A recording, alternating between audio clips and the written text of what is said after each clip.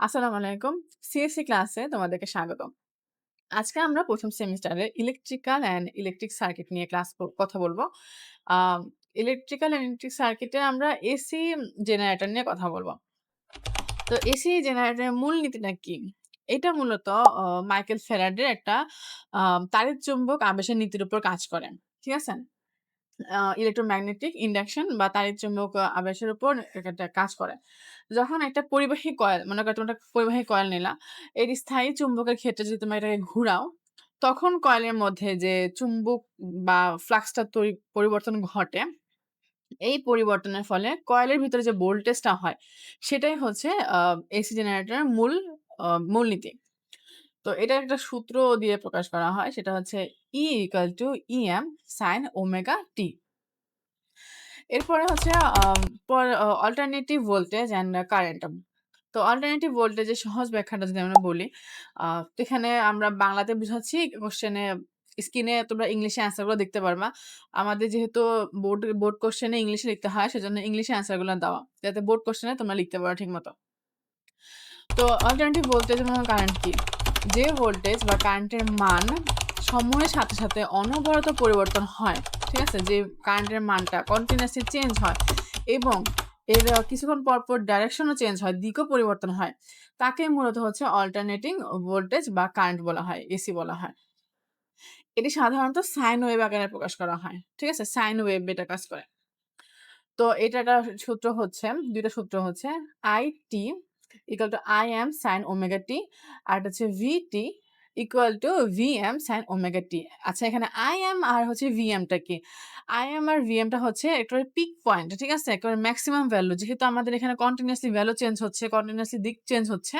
তো এই যে একেবারে মানে পিক পয়েন্টে বা এখন মেক্সিমাম ভ্যালু যখন যাবে, তখন এটাই হচ্ছে Im আর Vm। আর ওমেগা ঠিক কি? ওমেগা হচ্ছে অ্যাঙ্গুলার ফ্রিকোয়েন্সিস। যেটার সূত্র হচ্ছে ওমেগা = 2 পাই এফ আর। তো এখন ফ্রিকোয়েন্সি কি? তারপরে হচ্ছে অ্যামপ্লিটিউড কি? আর হচ্ছে ফেজ কি? তো অ্যামপ্লিটিউড হচ্ছে একটি এসি ওয়েভের শূন্য অবস্থান থেকে যেকোনো একদিকে সর্বোচ্চ যে মানটা অর্জন করে বা তাকে হচ্ছে পিক ভ্যালু বা অ্যামপ্লিটিউটর বলা হয়। তো এইটা এরকম যে আমরা যে একটু আগে পড়ছি ব্যাপারটা যে আ বারবার হচ্ছে মুভ করে। এদিক যায়, দিক পরিবর্তন করে, ভ্যালু পরিবর্তন করে। একবার পিক যখন যাবে, পিক পয়েন্টে যখন যাবে সেটাই হচ্ছে অ্যামপ্লিটিউড। আর ফ্রিকোয়েন্সি কি? ফ্রিকোয়েন্সি হচ্ছে ১ সেকেন্ডে একটি অল্টারনেটিং সিগন্যাল যতগুলা পূর্ণ চক্র সম্পন্ন করে বা তাকে হচ্ছে একটা ফ্রিকোয়েন্সি বলে। এটা হচ্ছে হার্জ। কম্পাঙ্ক আমরা জানি হচ্ছে কম্পাঙ্ক রিয়া হচ্ছে হার্জ হয়। মানে এটা পুরাপুরি একটা চক্র দিতে যে সময়টুকু লাগলো যে সিগন্যালটা পাস করলো সেই সিগন্যালটাই হচ্ছে ফ্রিকোয়েন্সি। ফেজ কি? ফেজ হচ্ছে যেকোনো মুহূর্তে একটি অল্টারনেটিং রাশির সামগ্রিক অবস্থান প্রকাশের যে কোণটা থাকে সেটাকে বলা হয় হচ্ছে ফেজ। যেমন আমরা যদি বলি V = Vm sin omega t plus হচ্ছে পাই। তো এই যে পাই যে ব্যাপারটা এখানে কোণ, যেহেতু এখানে কোণ হবে, তো সেই কোণটাই হচ্ছে কি?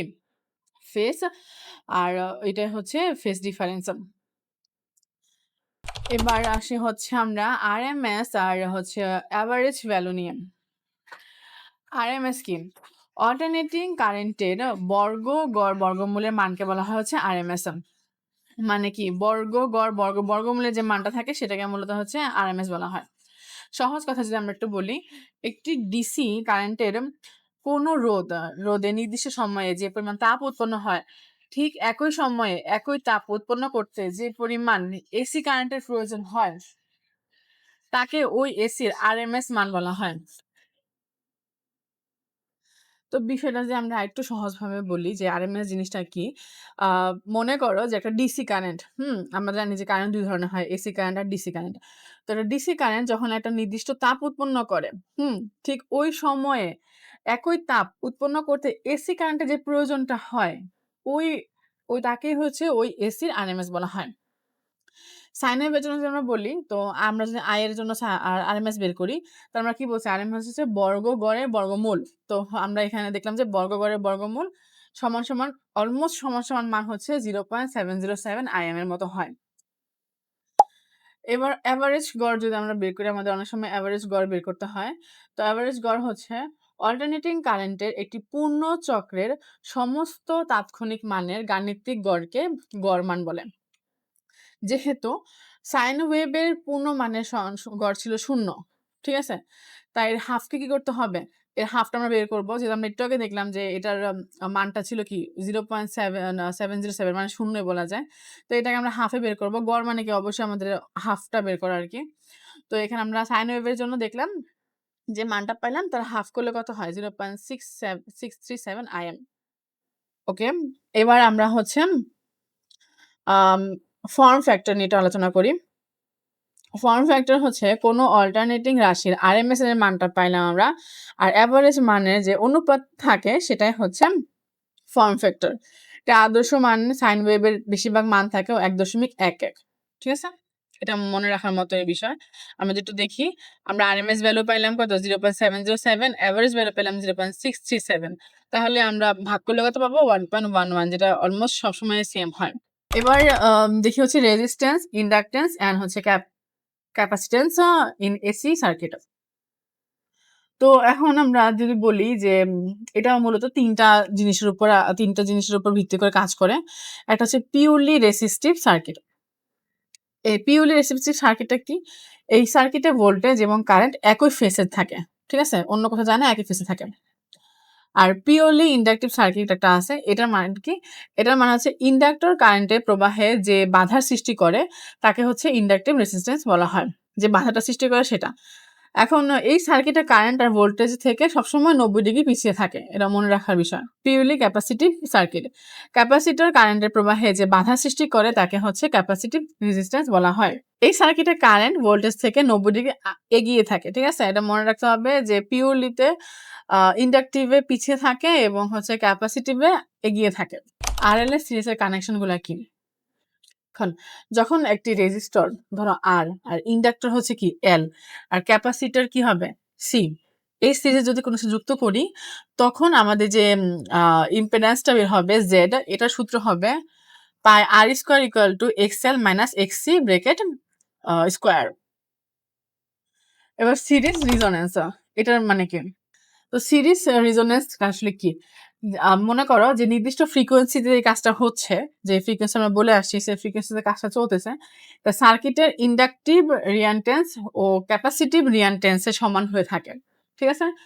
আমরা মনে করো সার্কিটের যে ইন্ডাকটিভ যে মানটা পাইলাম এবং ক্যাপাসিটিভ যে মানটাগুলো পাইলাম আমরা একটু আগে, এই দুটো সমান হয়ে থাকে সবসময় সিরিজে। এই অবস্থায় সার্কিটের বেশিরভাগই হচ্ছে কারেন্ট সর্বোচ্চ থাকে। এবার আমরা দেখবো হচ্ছে প্যারালাল রেজোন্যান্সটা আসলে কি?